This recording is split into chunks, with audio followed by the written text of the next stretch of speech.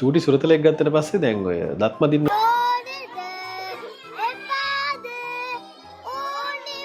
කියලා ප්‍රශ්නයක් තියෙනවනේ. පළවෙනි මාස 3 කිරිදත් ටික හැදෙනවා. පළවෙනි මාස 3 ඉඳලා ඊළඟ මාස 3 කියන්නේ එයාගේ වයස මාස 6 වෙනකන් කාල සීමාව ඇතුළත කිරිදත් ටික හැල ස්ථිර දත් එන්න ගන්නවා. මාස 6න් පස්සේ කියන්නේ දත් ටික සම්පූර්ණයි. එතනින් එහාට තියෙන ස්ථිර දත් ටිකම තමයි. එතකොට ගත්තට පස්සේ චූටිම කාලේ දත් මදිනකේ ලොකු අවශ්‍යතාවයක් වෙන්නේ නැහැ පළවෙනි මාස 3.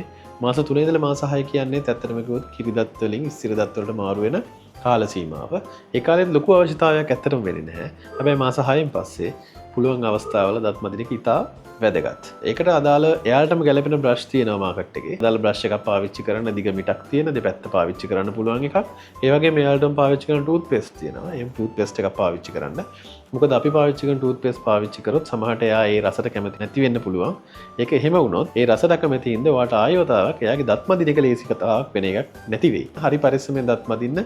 හක්කේ කෙලවරේ අවසානයේ උගුර හරියට කොයි වෙලාවකවත් වදින්න දෙන්න එපා. තුවාල වුණොත් එයාට වේදනාවක් ආවොත් එයා ඊළඟ අවස්ථාවයකට අවස්ථාවක් දෙන්නේ නැති වෙයි දත් මද්දවන්න. අනිත් එක පරිස්සමෙන් විදුරු මස් තුවාල දෙන්න එපා. හරිම පරිස්සමෙන් වැඩේ කරන්න. මොකද එයා රිදෙන හෝ එයා අකමැති දෙයක් වුණොත් ඔයාට ඊළඟ වතාවේ එයාගේ දත් මදින්න හම්බෙන්නේ නැහැ. ඒකින්ද දත් මදින එක පරිස්සමට කරන්න නියමිත වයසේදී.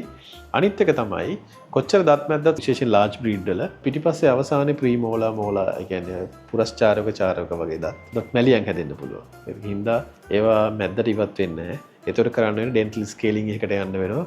වෛද්‍යවරයා ගාවට ගිහිල්ලා ඒ දත් සුද්ධ කරගන්න වෙයි. එහෙම නැත්නම් දත් මුල් දියවීම දත් මුල් ආසාදන සහ අපේ වගේම දත්වල කුහර ඇති වෙලා විශාල විදියට එයා විඳවන්න පුළුවන්. කැම කණේ කඩු වෙලා එයාගේ රෝගී තත්ත්වයක් දක්වා ඔඩුදුවන්න පුළුවන්. ඒකින්ද ඒකත් පරිස්සමෙන් බලන්න. ලොකු මැලියන් තියෙනවා නම් වෛද්‍යවරයෙක් ලවා ඒක වහාම ඉවත් කරගන්න.